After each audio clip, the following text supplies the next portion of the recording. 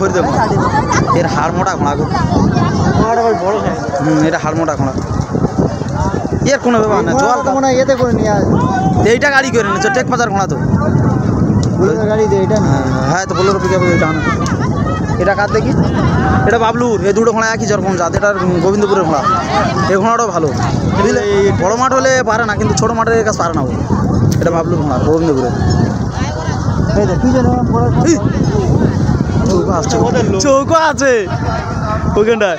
এই ঘোড়াটাও ভালো বুঝলে গাটা আছে ঘোড়াও লাগে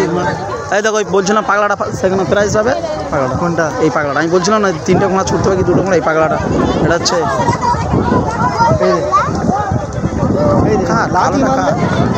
লোক রে উঠে গেছে এটা এর ঘোড়া নীলহাটে পাগলাটা কা